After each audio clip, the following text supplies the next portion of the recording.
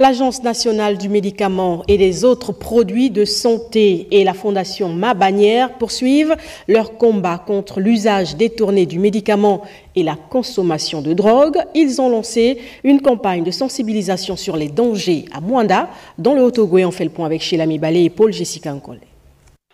Arrivé dans le Haut-Ogooué dans le cadre de la campagne de lutte contre l'usage détourné du médicament et de la consommation des drogues chez les jeunes, cette visite a été l'occasion pour la délégation de l'Agence du médicament de présenter ses civilités à la première autorité de cette province et par la suite de se rendre à Mwanda où l'attendaient déjà près de 8000 jeunes et élèves particulièrement ciblés par cette initiative. J'apprécie le fait que la campagne ADMAP soit venu donner profit jusqu'ici. Le fait de consommer de la drogue n'est pas bon pour la santé.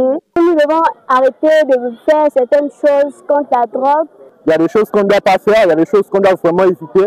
D'essayer de suivre cette sensibilisation-là pour éviter le maximum de problèmes et pour encourager la jeunesse à avancer. Au cours des échanges, il était question de présenter aux jeunes la dangerosité de l'utilisation détournée des médicaments et la consommation des drogues qui constituent une menace pour la santé publique et le développement de nos communautés. On se félicite de ce que l'Agence nationale du médicament soit ici, au lycée technique. C'est un travail que nous faisons déjà avec toute l'équipe. Nous sensibilisons ces enfants-là sur les dangers, surtout les dangers, les risques liés à l'utilisation, à la consommation de drogues. Et lors de cette campagne, l'équipe de l'Agence du médicament a insisté sur une drogue interdite, qu'on appelle le tramadol, donc le cogolo pour les enfants, qui est aujourd'hui détourné à d'autres fins. Or, c'est à l'origine une drogue et un médicament qui est là pour des douleurs fortes. Nous espérons que l'État va essayer de faire en sorte que ces genres d'initiatives soient intensifiées. Cette action qui s'est déroulée en simultané avec la province de l'Ogooué-Maritime a permis de poser les bases d'une prise de conscience collective sur l'importance de préserver la santé publique.